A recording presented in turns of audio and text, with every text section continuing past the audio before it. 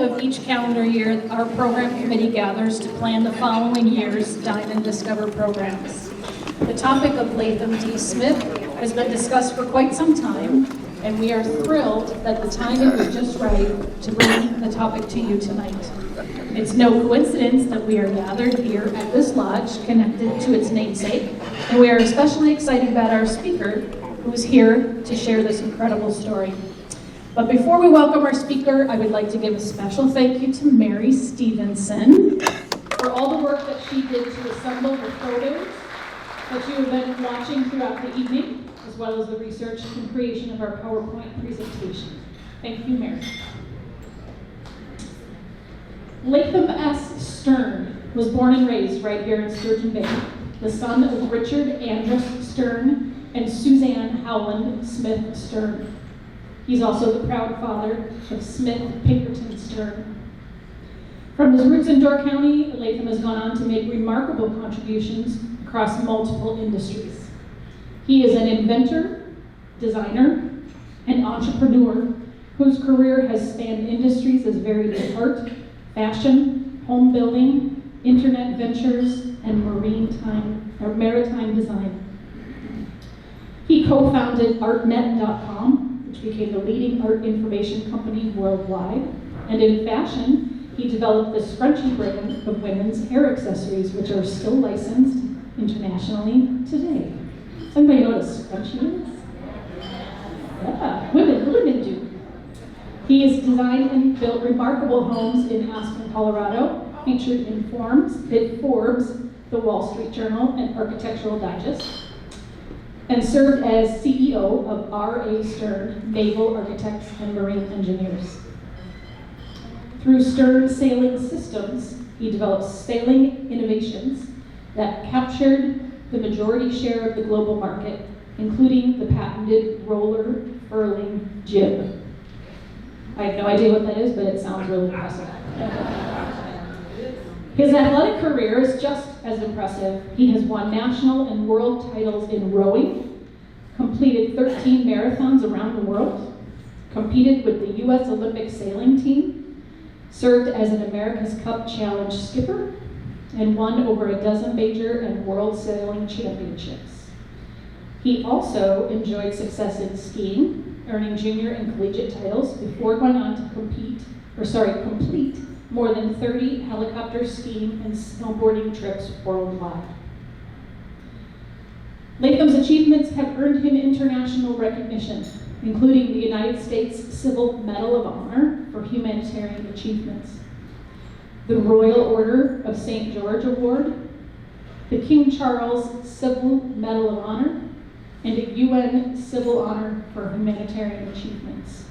In 2012, he also received my practices, the FIAPSI USA Prix d'Excellence for residential developments for his Aspen property at 1011 Ute Avenue, in case you want to check it out. Tonight he is here to share the story and the legacy of his grandfather, and it is truly an honor to welcome him. Please join me in giving a warm round of applause to Mr. Leathem Smith Stern.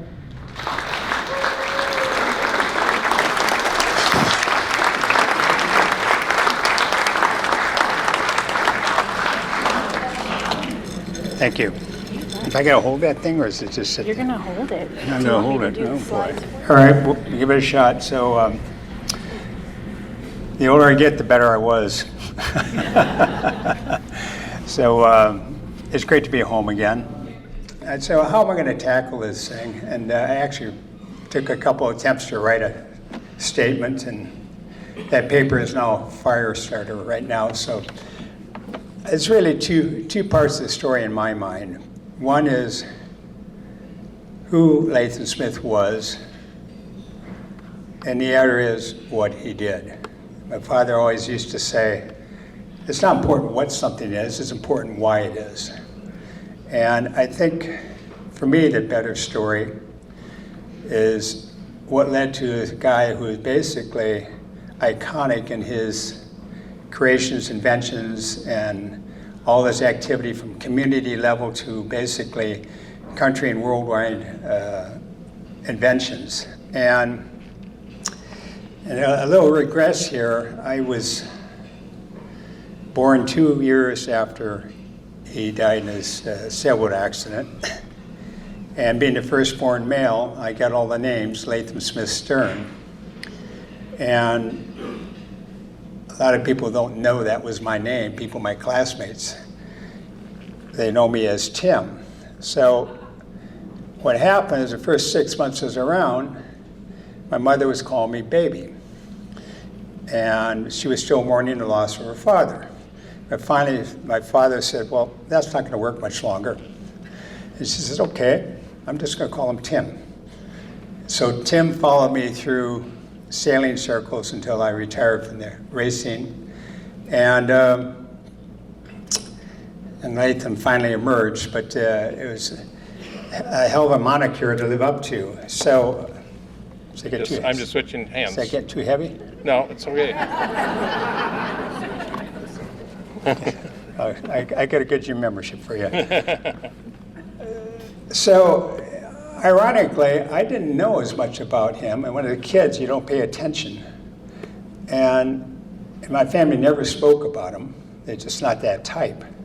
So over the years, I've come to appreciate, and in my own career, I'm an inventor, and I do a lot of crazy things. I'm not at that level, but in my industries, I was able to essentially blow them up with this new thinking, real basic stuff that took over the industries. And I realized retrospectively that I had a lot of his essence. He was a big picture guy. He was not afraid to change the world and do it better. And that was his motivation. It was never money. He did fine. But, and he had a lot of help along the way. And I think he grew up in Sturgeon Bay like I did, slightly different time. And I think he represented the essence of this community. And to do what he had to do, he did it with the help of all the local people, the culture, and where you all live. It's a remarkable marine-centric place. The shipbuilding arguably got started with him in a big way. But Palmer Johnson's had great yachts. You got Peterson Builders. I was raised up in that image, and in retrospect, to look at how he does things was almost identical to the way I've done things. And people that I've gotten to know over the years, Elon Musk and people like that, actually had the same sort of basic invention approach and common sense to blow up industries. And there are many people here, and I can't begin to name all the people that helped him, the workers in the shipyards, the other people that helped him make these dreams come true. I mean, this little burg that you all live in absolutely blew up the shipping world. And you go around, imagine what container ships have done. I mean, they're basically a backbone of trade and industry. Sand dredges, self-unloaders, on and on. And what I'm going to do in the second part of the speech here, I'll go through we did a slideshow here, and I'm probably going to have to, like these podcasts, turn it up triple speed just to try to get through it, and we'll leave the cleanup to Q&A. So, but one of the hires he had, is the reason I'm here, was my father, Richard Stern. Dick Stern, as he's well known, was a Webb graduate naval architect out of New York, and my grandfather recruited him at 23 years old. And my grandfather was a great dreamer. He had the big concepts, he could conceptualize everything. But my father, on the other hand, was a perfectionist naval architect. And he was the best engineer I've ever met in my life. So he would take my grandfather's dreams and he would make them work. And the two of them were one hell of a tag team. And right up to the end where they invented container ships and stuff like, my father was actually on the patents. And the point of that is, I got raised by my father. I started working in his Dine office at 12 years old. And even though I was more naturally inclined like my father just drilled the detail in me. So it helped me in my career, basically the right and left brain thing. So, and the reason I'm mentioning this is when I talk about who Leathem was, you have to kind of understand where all this creativity came from. And that's what I'm trying to impart here. He's very pragmatic, and the idea is, all people, I've had a lot of people, I've done a lot of mentoring for wannabe inventors, and they say, and they think you somehow walk on water, but all inventing is problem solving with products. And it's very basic if you know what you're doing. My engineer's color spectrum is black and white. If you know what's going on, everything's black and white. If you don't, it's gray matter. You better tolerance it so you don't blow up. And we all know what the brown matter is. Avoid that. So Leathem had a very simple philosophy. Around here, at the time, when he got started, it was a lumber business, and it was a quarry business. And then he got into building tugs for his father, my great-grandfather. And one thing led to another, and he never saw a problem he couldn't find a solution to. And that's where all this came from. And you have an exceptional work culture around here. I started my first company in this town when I didn't have money to do anything else. And the work ethic here is very special. And I learned long after I sold my first business, went to New York and all these other places, a lot bigger money, but the work ethic and everything was pathetic compared to what we grew up with here. So I think that everyone, when we talk about my grandfather, everyone should take pride that your ancestors and some of you people in this room all did the same thing, were part of the success. And this probably could not have happened in very many other places. So it never ceases to amaze me. I'm not back here enough, but this is a very special place. And I, for one, feel fortunate to have been here. And each of you guys are all looking a lot older than the last time I was here, but I don't look in the mirror when I say that. I'm worse than all of you. So I'm. That's kind of that background. I think that was the way Leathem, he was motivated by making the world a better place. Money was always kind of secondary to him, and I have inherited a lot of the same characteristic, and I think the best way to describe it is that Thomas Edison had a great saying I used to have at my desk. He says, I invent to make money so I can go on inventing. It was a very practical tool to keep doing what you wanted to do. So I'm going to skip through the highlights here. I go too fast. We'll have a Q&A period to try to fill in the gaps. We are going to put this whole thing online, maybe add to it if you want to dig deeper. So I'll do what I can, and hopefully it's enough to get going here. So if I can figure out how to operate this thing.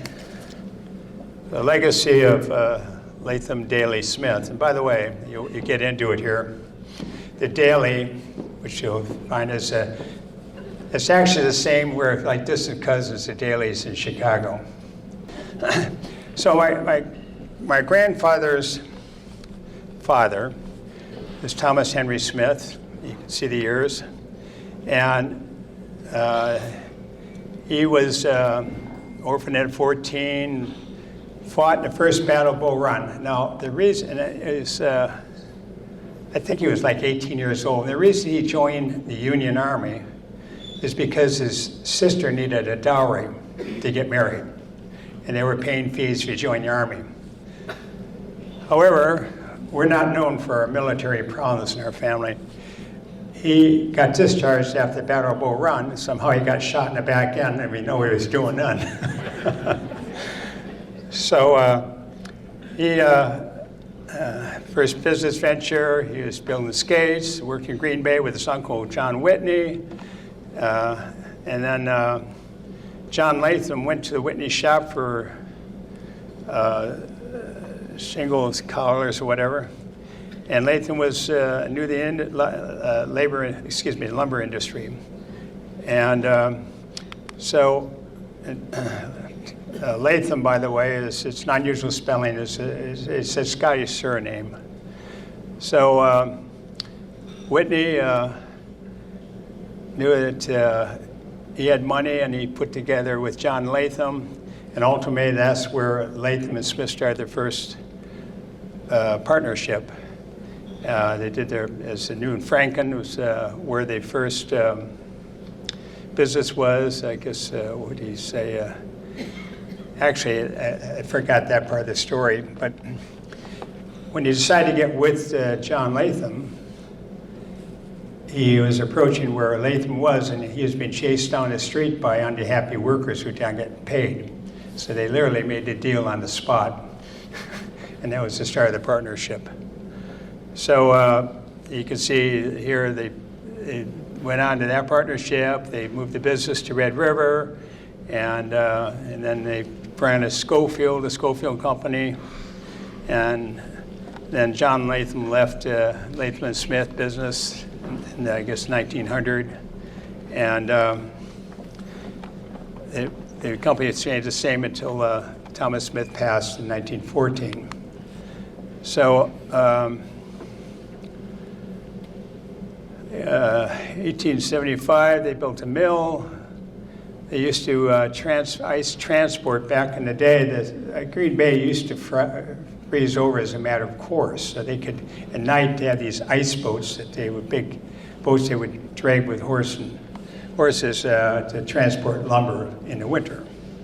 So, and then they talk, let's see, I'm sure most of you can remember the old railroad bridge, which was the first bridge built here in Sturgeon Bay, and it was built by Leathem and Smith. And it was a toll bridge. It started a footbridge, and then the railroad came up here and made a deal. So how they got into ships is that Leathem, who graduated from Wisconsin in engineering, his father said to him, he says, "You're so smart now, you've got an engineering degree, you can design boats," and they built their first boats. So they also were in the stone quarry. The stone quarry was developed back in those days. And I still have the old rubber stamp, Leathem and Smith's, the quarry company. So there's the quarry. You can all recognize that. It's considerably overgrown, but I understand a lot of that stone is what built up Chicago waterfront. And the northwestern area was the area that was inspiration for the sand dredge. Leathem developed that, and all that fill in the northwestern area was a result of that. So a little family background. Smith married Anna Daley. That's the Irish side of the family. As I said, distant relatives to Daley's in Chicago. And these are all the kids. I think it's 9 kids if I can count correctly. And you can see number 8 was Leathem. So he came from a big family, all raised here in Sturgeon Bay, and most of them left town. There's the Smith family, and the pictures. I think Leathem is the far left. Then the home on 3rd Avenue, which is still there, that's now, what's the name of the inn now? It's Anacoa. So that was all built way back when, overlooking the shipyard. And then Thomas Smith and Anna lasted until respective dates there. And they were major Catholics. The family had a very Catholic background, and that kind of ended when my grandfather got divorced, and that wasn't permissible by the church, so that's when we became Protestants. And he took over the company after his father died in 1914. So you've seen that picture of the whole dinner time. So the different ventures, The stone quarry started by Thomas Smith, stone crushing and transporting stone, refitting boats. And then Leathem got into a coal company, and the coal was the major heating source back in the day, and he was the major supplier. They sold out stone quarry. 1927, they started Sturgeon Bay Yacht Club, which impacted my life much later on. The thing was that his first really major invention was the self-unloaders, and that really kept the company alive through the Depression. And to this day, I think the ships with the self-unloaders were something like 70 or 80% more efficient in handling of all cargo, so it was a major breakthrough. And then he got their federal contract to build 10 wooden tugs, shipbuilding during the war years. There's more on this thing, I think, later, but one of the few yards that got the Navy E Award and the Maritime M Award for wartime production. He ran for the U.S. Senate. His primary political purpose was to advocate for the St. Lawrence Seaway. It wasn't his original idea, but he did the best feasibility studies, and he really put this thing on the landscape, and it was ultimately his work that was pivotal in having the St. Lawrence Seaway made reality. Safeway containers. The way that container ship evolved was back just prior to the end of the war. They did 8-foot containers. They took patents out on that. They also, we found out, I'm still discovering my stuff on this. My grandfather and my father filed and actually got the only patent on container ships. So they have both the container and the container ship patent. And then we talked about earlier, sand dredge. I have a house now in Florida. There's a full-time sand dredge that keeps the channel open. So it's still a very pertinent invention. 23 is self-unloading patent. And then this 26 patent for dewatering self-unloaders. It's getting water out of the bilges of the boats. And he got the 1946, he got the 49, the Safeway container patent. Additionally, the Leathem Smith Lodge, you see that he founded this in 21, and then he had some tough times. In 1930, I think he ended up, was it 32 or somewhere in there? He lost control of it, and then later bought it back again. Again, I'm skipping over a lot of this stuff. But this is the first real golf resort here, 9 holes, for those who remember.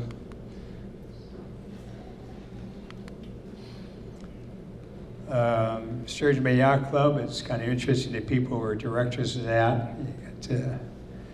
That's one of the older yacht clubs in the state, as far as I know. And you had Fred Peterson, and I think we had Palmer Johnson in here. So he was the first Commodore of that. Bulk self-unloading systems, for those that know, this is how it works. Basically, there's a conveyor belt down the bilge of the ship, and all the cargo was in bins. It would go onto the conveyor belt and then onto the boom, and then the boom would be projected over the dock and unload in a fraction of the time it used to be. It's still the system that's used today. And the beauty of almost all his inventions, they were very fundamental, and very few of them have actually been improved upon, so they're still as relevant today as they were at the beginning. And then here is the details of I won't go through all the details, the scraper and the conveyor belts and a lot of technical stuff. As I said, I'll pass all this on, but it was very novel and very efficient.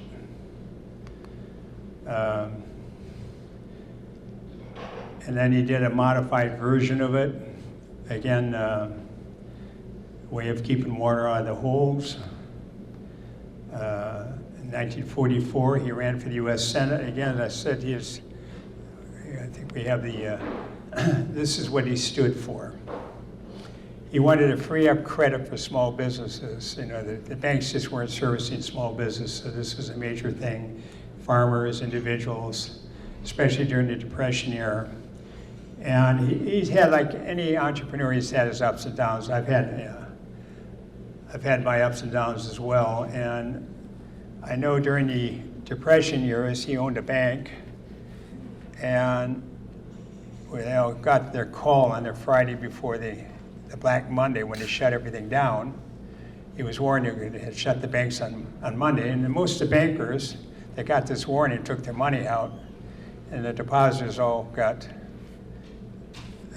lost everything on that Monday. He refused to do it, much to his credit. And he actually went on further to that. He owned a coal company, and he extended credit to all his customers until basically he ran out of money and went belly up. So, and he had to restart. So, they established incentive pay for workers. Democrats will be defeated in upcoming elections. So that's always a good thing if you're a Republican. And he advocated getting private industry employing soldiers and people who came back from the wars. So, and this is his idea on how to solve post-war unemployment and getting commercial banks in the process. Agencies have built, set up business loans, and something that we should have taken to heart, eliminate the causes of foreign wars, which continues today. It's just it's a cancer to our whole system.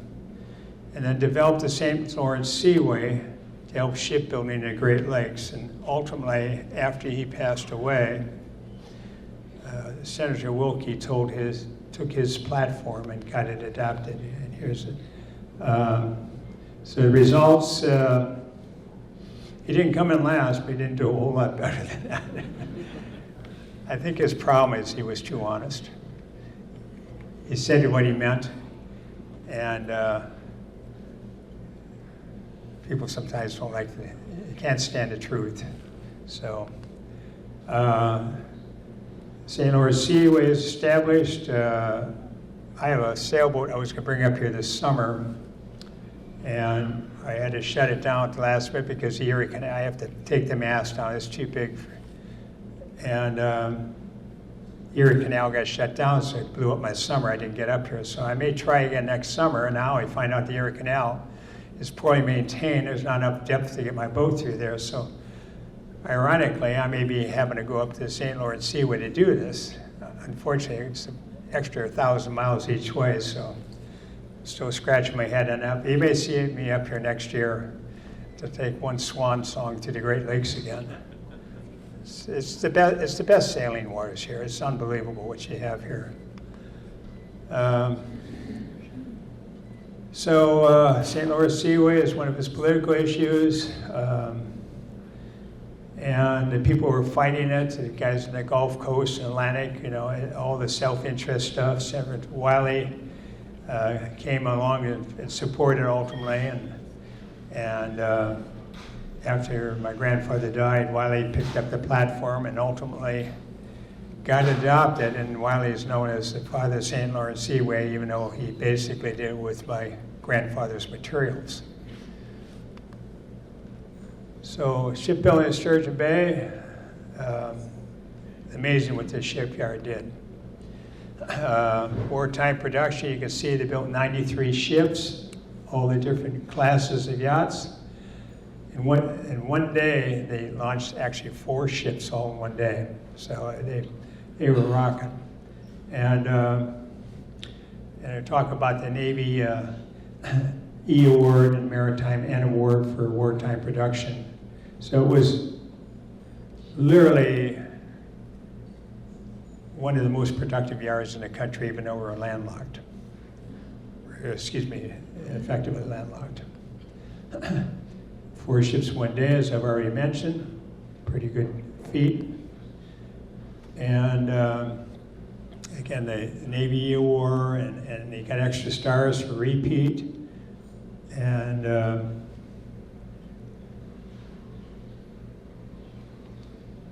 so you went on the program scope. I'm not sure, I don't remember this one. Anyway, so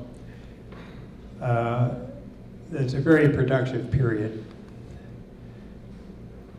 At the peak of employment, he had 5,600 workers in the yard, another 560 executives, and 750 resident subcontractors. So needless to say, a high percentage of what was going on in this area was centered around that shipyard, and of course the whole country was mobilized at that time for war.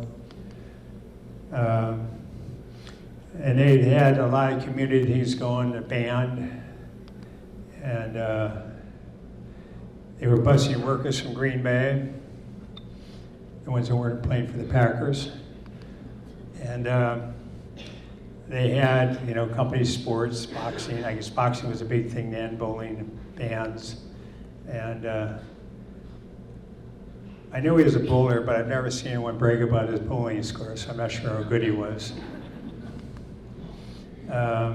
There's the band. Almost looks like Sgt. Pepper's Lonely Heart Band.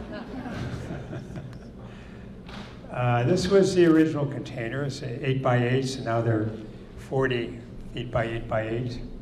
And long story behind that.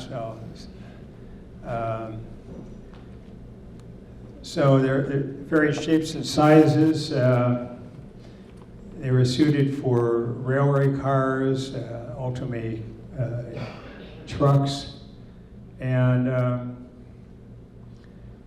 it was interesting. He saw the need, and instead of having loose cargo and regular cargo handling, just put everything in boxes, which is, of course, now the norm. It'd be a lot easier to handle the various transportation mechanisms. So he worked out not only all the engineering for it, but the cargo handling gear and the whole logistical infrastructure for transporting that stuff. So, here the problems he had solved. As I said, you're a problem. In eventually, you're just a problem solver. So there's a problem, and you figure out a solution. So these are some of the problems he had to deal with. And it revolutionized shipping, as I said, to this day.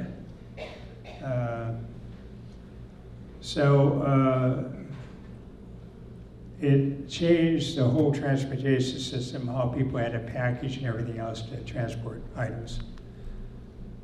So he put together a team, freight handling systems. My father was front and center in that. Here's some of the people that worked for him: Howard Hunt, Henry King, who worked with my father until the end, Elton Washburn, Carl Christensen. As I said, my grandfather had these great ideas, but could not have possibly done it without the help of everyone around here. From people that helped him on the design, conceptual side, to the workers. It was a hell of a team effort to do what they accomplished.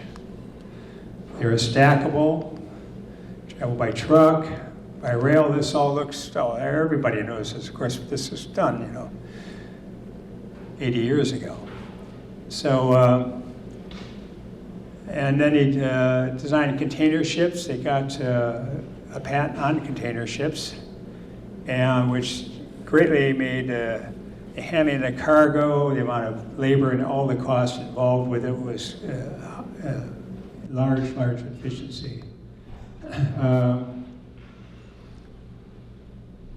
So here's some of the dimensions and the details on On the containers, they had to be stackable like Legos, etc. And a new class of freighter was designed for Great Lakes with the St. Lawrence Seaway. Ultimately, that same type of design was used in the ocean-going containers.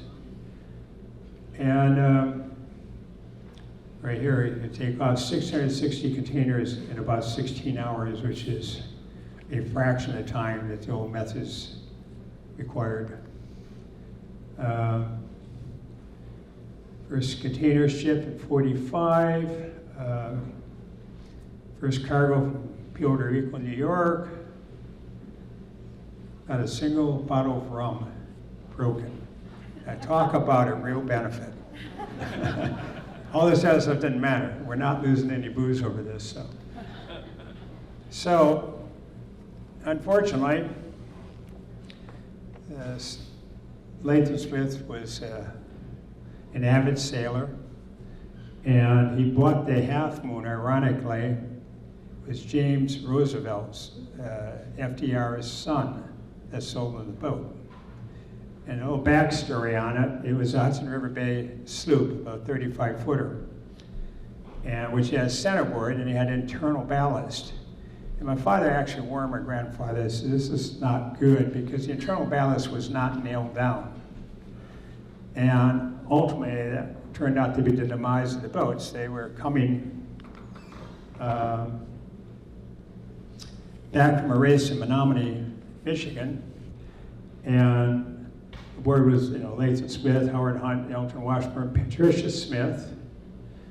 The Tilda's kids here are, that's her mother, and her college roommate, Mary Loomis. So there was actually a Life magazine article on this, but what happened is they got hit by a line squall, and the boat lurched suddenly, ballast shift, and the boat capsized. And it went down so quickly. And you can talk to, there's Bob Tillman here, Eric, and in other words, they have a lot more detail on all of this. I'm just highlighting this right now. But down so quick, only one life jacket came up. And my grandfather had literally confiscated from someone else and gave it to Patricia and her roommate, and just said, winks at Patricia, says, tell your mother I love her, and that was it. And as I know, again, there's how much of this is true and how much is lore, but a lot of this is confirmed. It was in mid-June, the water's cold, they were 12 miles offshore, and ultimately, Mary Loomis, who was diabetic from what I've heard, just didn't have the strength to hang on, and ultimately, Patricia washed up on shore like 12 hours later, totally hypothermic, probably would have died from exposure, but a dog found her and got the owners to come and rescue her off the beach. So she ended up the sole survivor. Leathem at the time was 59 years old. Unfortunately, he probably had another 20 years of productivity ahead of him. But stuff happens. So actually it says 6 hours in water. So I stand corrected. It wasn't 12 hours, but it was a long time.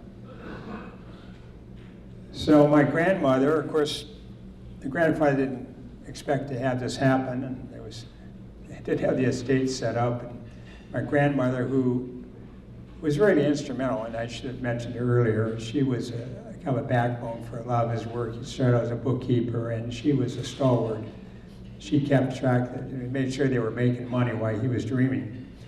And now she was saddled with the company, and she's not a technical person. My father got greatly involved in trying to do what they had. Unfortunately, they were right in the middle of getting the patents and all this stuff going, and he passed away. And with a problem. So you got all these big companies around the world trying to jump on the container idea and steal it. And so there's a lot of litigation, all this stuff going on, and we actually lost in the lower court level, and then they ultimately prevailed in the appeals court and got a payout on it, but it's a fraction, a morsel compared to the value of the idea. So, and more importantly, I think had he continued, Sturgeon Bay would have been kind of a container ship capital of the world, given that all the thinking was coming from here. So there's a lot of history here. I can't do it all, time permitted. In fact, Travco is one of the companies that was playing games. The problem here, and I've had the same problem, and I have to say from my own personal experience, you're used to doing business in a pretty straightforward, ethical way in this area. And you get out in the real world where it's sharp elbows and ethics be damned, and the handshake doesn't mean anything. It's just invitation to more problems. And I would say that I had the same naivety. It took me a while to figure it out so that I didn't get taken advantage of. And they had some problems here. So, and Leathem shipbuilding shut down. They became Christie's. The family, left to right. That's my mother on the left, Leathem, Patricia, and Elvis Smith, who we call Cootie affectionately.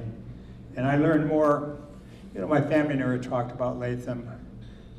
My mother, Cootie, was just the best. I learned a lot about her. She took favor on me because I kind of reminiscent of her husband.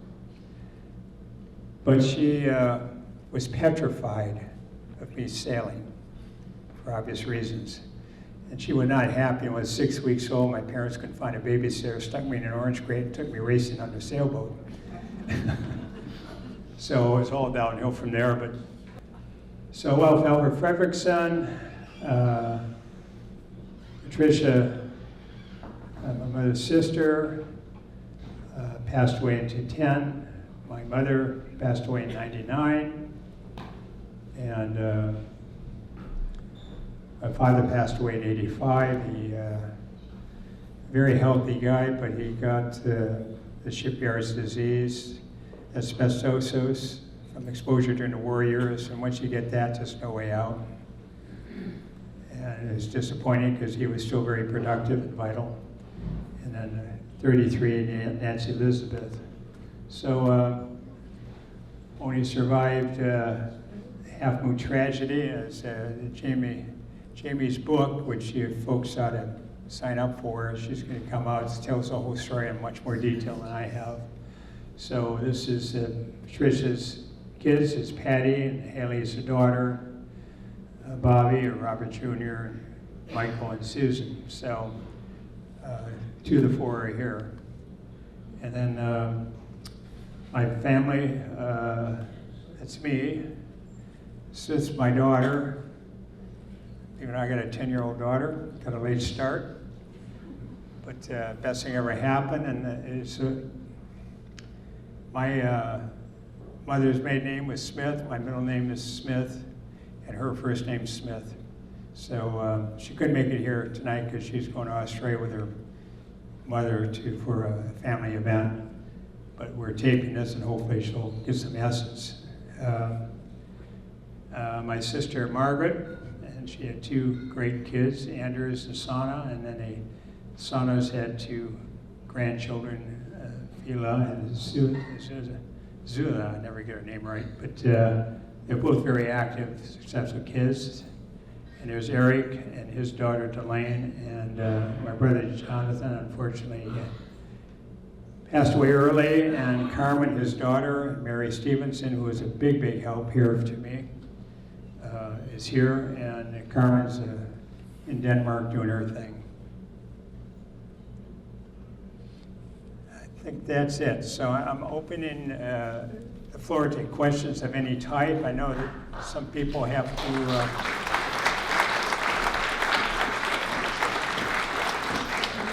now that we got my new microphone invention working, this worked out okay. In the back.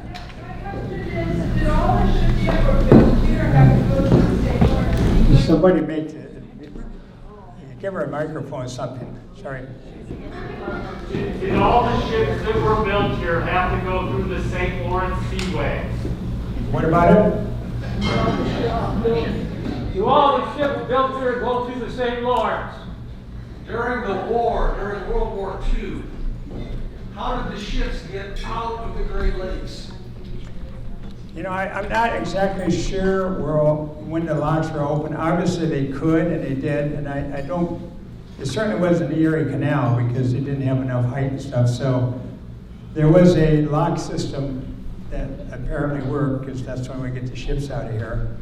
They did go down to, the only options were down to Mississippi, never get through Chicago, and the Erie Canal never had the depth or the possibility for ships that size, so I'm not exactly sure, to be honest, what years, what locks came into play, but obviously a lot of that was in fact there before the wars. Any other questions? Jim, what were the containers made of? Steel.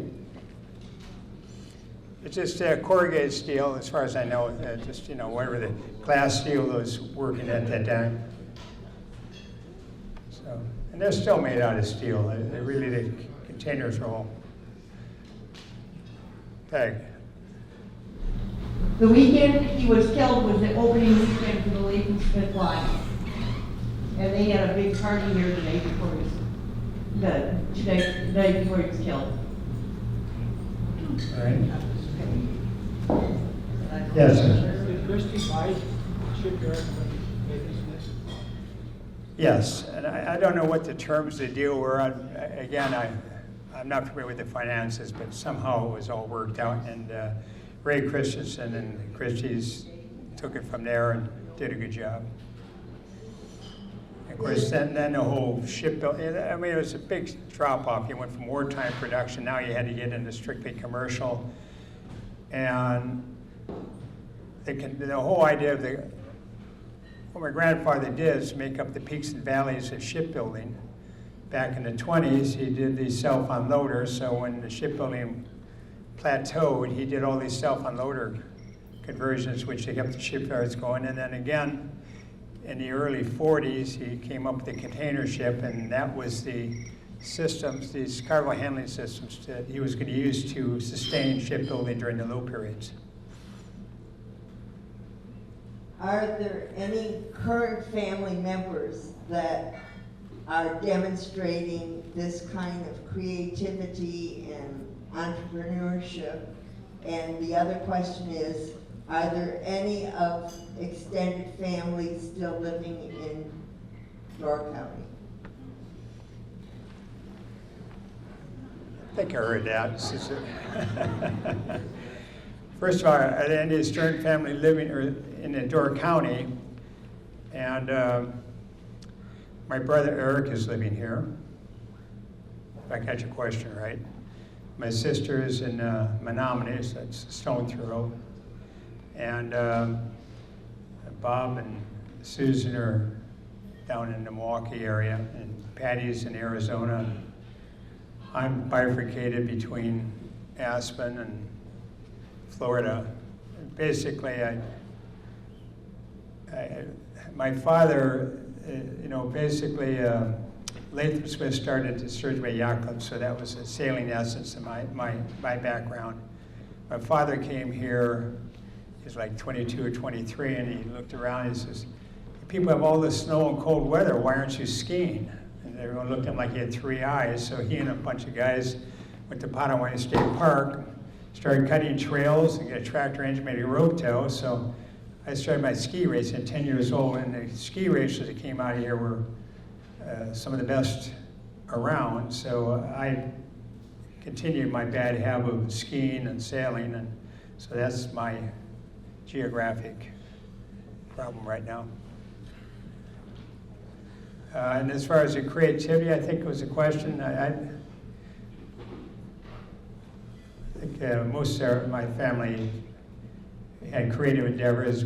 My sister was in art, and Eric was a lawyer and now an author, and then you've heard my resume. So, Tim, can you explain what Stern Sailing Systems was all about? well, a couple things. One, I liked racing, and I did extensive racing, and to support my habit, I had to come up with ideas that would make my boats better, and then ultimately I could sell them to my competitors and earn a living. So very quickly what we did, in 1970 I patented the roller furling jib, which is today's staple. And it was actually George Kress who put up the money for the first one he put on his yacht Aria. And later a company, I came out of school and we started a company that sold the roller furling, and then that was Hyde Products. And then after I qualified for the Olympic team in '72, I sold my interest in that, did that, and I came back, and that's when Stern Sailing System started. And the first patent was a double groove head stay that not only can be roller furled, but it revolutionized sail changes. And then I came up with, somewhat brought one of our old hydraulic cylinders for adjusting rigging for racing boats. And then we went to mast systems. And again, this all started in a cornfield here in Wisconsin. And we were shipping masts all over the world. And I think when I sold, I was about 32 when I sold the company. We had about 70% of the world market for racing masts shipped over the world, America's Cup. And that was all basically started here, and then eventually we had factories in 5 different countries. So it was just about good solutions for racing sailboats.